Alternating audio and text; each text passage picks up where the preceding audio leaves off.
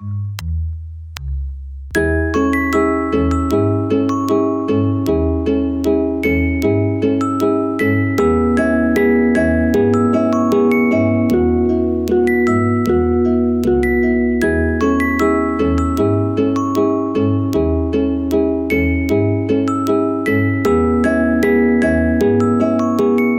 want to talk about being a woman in male-dominated industries, maintaining our femininity, and still having power, and having that be okay, and having that not be something that we have to A, become masculine to get, or B, become bitchy to get.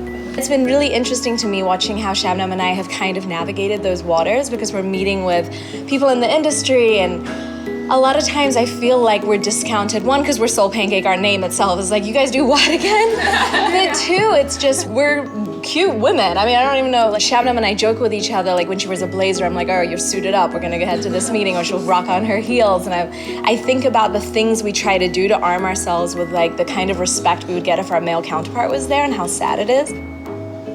I remember when I was working at MTV, I really never wanted to dress up because I was working on the technical side of things, and I was just never taken seriously, like ever. Okay, the more boyish that I can be, the more I can kind of like dress like that, then maybe they'll take me more seriously. I think it's Susan Sarandon. She said, never underestimate the power of a very short, very tight red dress. Yeah. and I think that's awesome coming from a super bright woman, because one of the things I think really sucks in business or just life in general is that often to be taken seriously, you have to become mannish or masculine. And you see it reflected even in the fashion with the women's movement. Like, you have these huge shoulder pads of the 80s because women are becoming men, actually physically. I still find myself having to, wear the power suit or really do the power hair, which sometimes I find a little bit absurd, but it is what it is. Wear a suit, wear shirts that are high, don't show cleavage, and wear a little longer skirt. Men will take you way more seriously if you dress the part. I was reading Sheryl Sandberg's Lean In book right now, and about how she talks about how if you're a little girl and you're assertive, you're called bossy, but boys who are assertive are never given that title. They're called leaders. Yeah, they're called leaders. I think in our society, one of the worst things is when women are perceived as being bitchy, when they're putting their foot down, because men can do it all the time, and they can say things and it just gets rolled off, and for women it's like, you're being too soft, or like, God, don't be, ooh, like someone's in a bad mood, and you're like, come on, doesn't, Are you on your period? Yeah. I do have to factor in the way that I present my information, tone, just to be sure to not be accused of having any sort of emotional attachment to the points that I'm trying to make. I was a very nurturing type of a salesperson, so I would bring that to the table when I would call on my accounts, where my male counterparts were not doing that. It was really cut and dry, and there was not that emotional component in it. You're seeing that women are more and more educated, and a lot of times are surpassing men in education. But the challenge, at least in my mind, is that that hasn't brought enough of a change, because we've continued to value the same things. So you can have people who are dressed different and people who look different, but if you're continuing to promulgate the same values, then you haven't really changed things. I worked at Yahoo, and I worked in that corporate dog-eat-dog world. And who were the meanest people? Women. One of the unspoken things is sometimes that other women can be roadblocks to success. I've met women where I'm like, dude, why are you like, so they're just mean, and there's a little bit of hostility. So what do? We start to be helping people up a ladder rather than kicking the ladder from them. And we start to encourage women to have someone under you. My husband said something really interesting. It's never good to be the only person who's good at what you do. And I said, well, why not? That sounds awesome. Because you should always have someone coming up to take your place under you. It challenges you. It keeps you on your game. You learn from teaching other people. And as women, I don't think we take that posture because we think there's only one place. For some reason, there's very few places for us at the top. And I think we have to restructure the way that we think about that. There's enough. There's enough success and love and money and friendship and orgasms for all of us. I think there's this really huge competition element when it comes to other women. And we sort of lose sight of we're a community. The worst thing we can do is cut each other down. And the best thing we can do is lift each other up. I love taking care of others. I have this thirst for being able to nurture people and take care of them, and I feel really whole when I can do that. I kind of feel like the mother of the office because I'm the office manager, and I absolutely love it. I feel like I'm really needed. I feel like a whole person, like I'm using my strengths in the right way.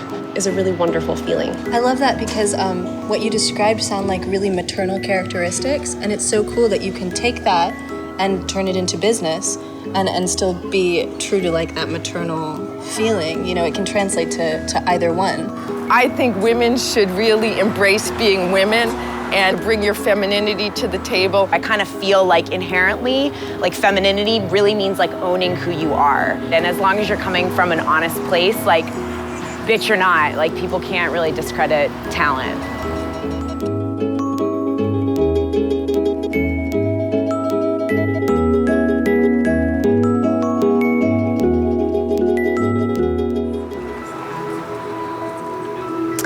What if for a moment we surrender everything we think we are?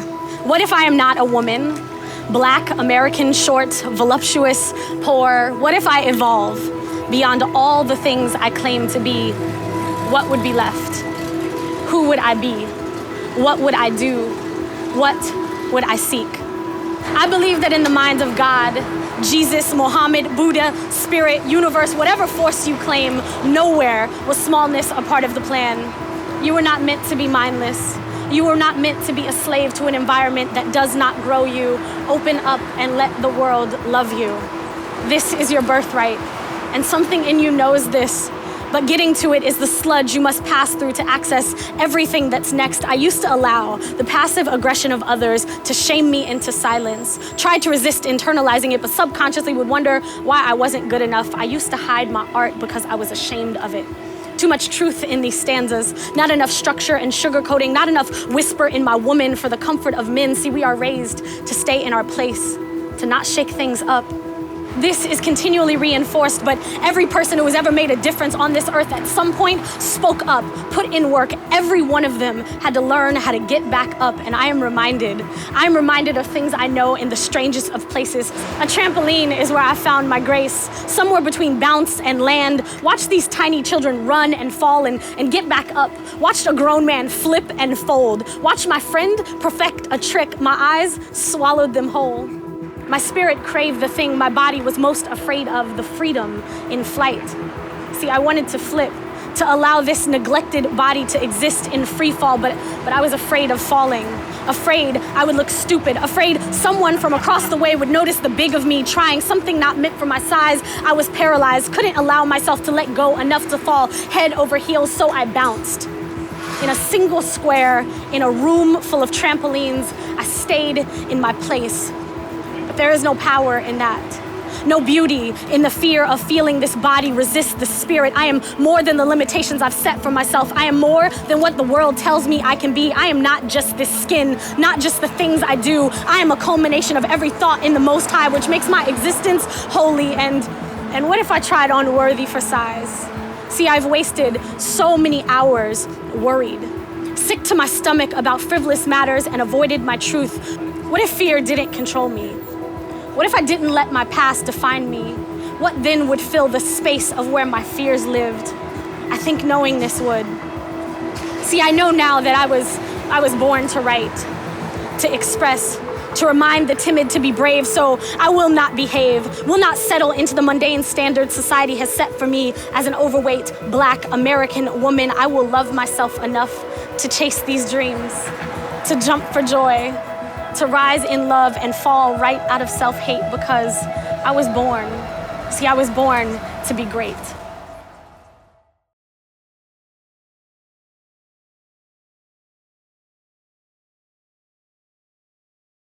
SoulPancake, subscribe.